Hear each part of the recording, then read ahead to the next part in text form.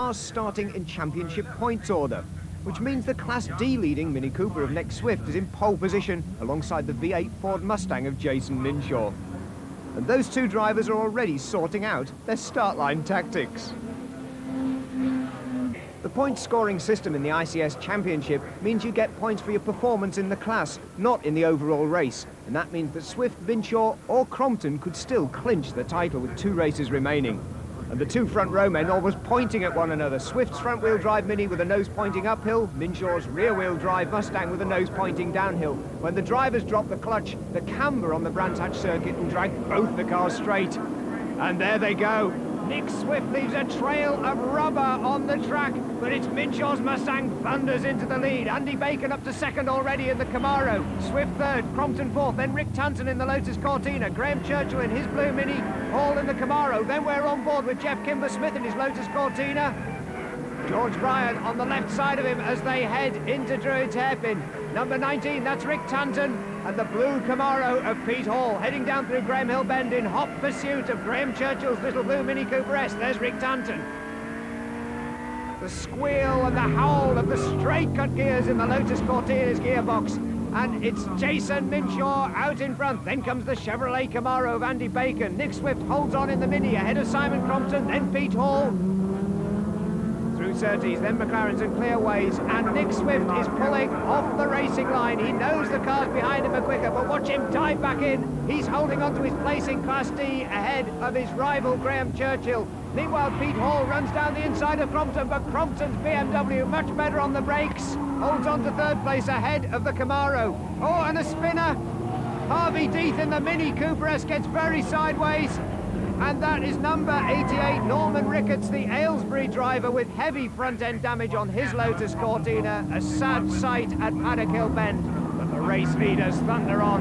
And the battle on now for second place, because Pete Hall is up into third and closing fast on his fellow Camaro driver, Andy Bacon.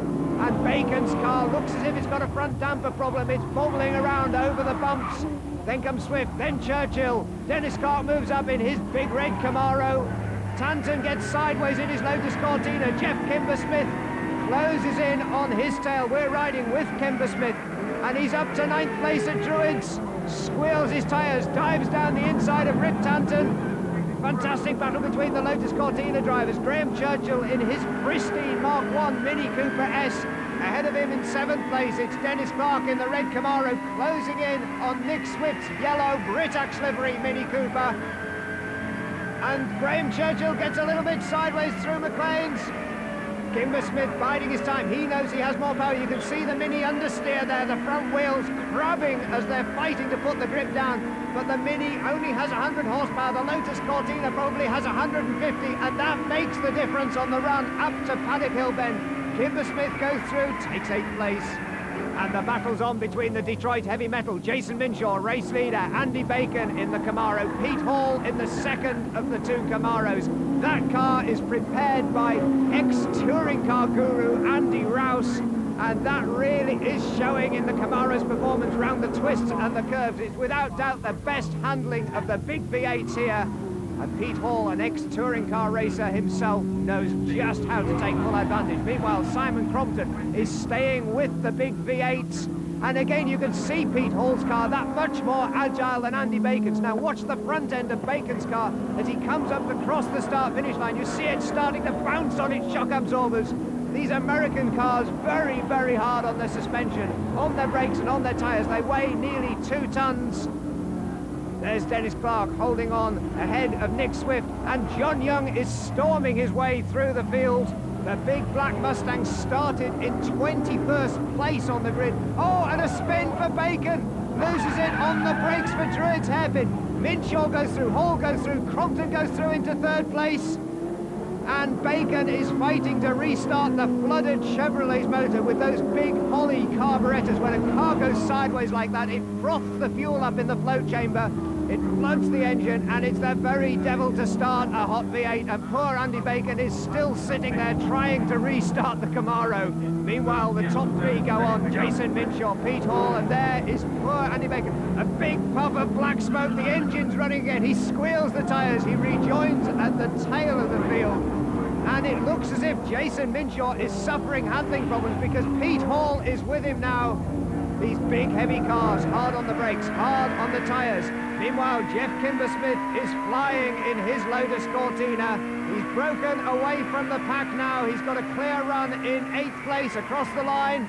Oh, and there's flags being waved. There's a big cloud of dust at Paddock Hill Bend. And it's the Mini Cooper S in the dust. Nick Swift, the championship leader, is climbing out of his car.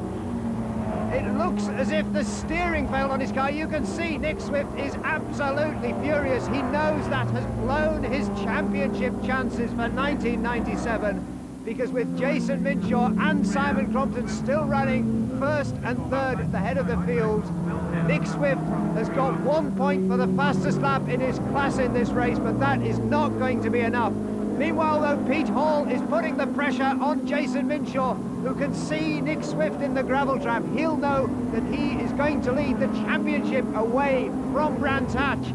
And Pete Hall, though, is pushing him every inch of the way. And Minshaw's car is definitely slipping and sliding. It's slow out of the corners.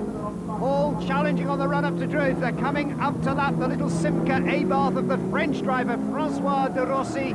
One of a group of French drivers augmenting the grid here at Brands Hatch, and fantastic to see drivers from the French Classic Touring Car Championship as Pete Hall makes his move, dives down the inside, an incisive move into Surtees, takes the Camaro into the race lead. Minshaw can't do anything about it, takes a look down the inside, but that's more a defensive line blocking the inside against Simon Crompton's BMW into clearways, and it's Peter Hall heading for the line now, and he's pulled out half a second already on Jason Minshaw.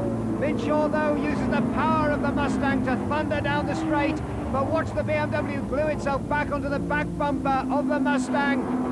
They pass Parker's Hillman in as the battle for 4th and 5th starts the final lap of the race, and John Young challenges Dennis Clark's Camaro into Paddock Hill Bend. Clark holds the tight line, though, on the run to Druids. John Young, a superb race in the Mustang, drops back a little. Don't forget, he fought his way through from 21st place on the starting grid. He's now battling for 4th with Dennis Clark in the red Camaro. Oh, and a car slowing. It's Pete Hall, the race leader. Hall's Camaro is rolling off the track with a dead engine. You can see his head is down in the cockpit. He's trying to restart the engine. Something terrible gone wrong for Pete Hall, because it's Jason Minshaw being handed the victory almost at the final corner. He comes up to lap one of the back markers, takes the checkered flag. It's Simon Crompton takes 2nd place. And Jason Minshaw smokes his tyres as he brakes for Paddock Hill Bend, waves to the crowd, takes the victory. Simon Crompton 2nd, Dennis Clark 3rd, John Young 4th ahead of Andy Bacon and Jason's dad, Alan Minshaw. But it's Minshaw Jr. celebrating success. Got a good start. I've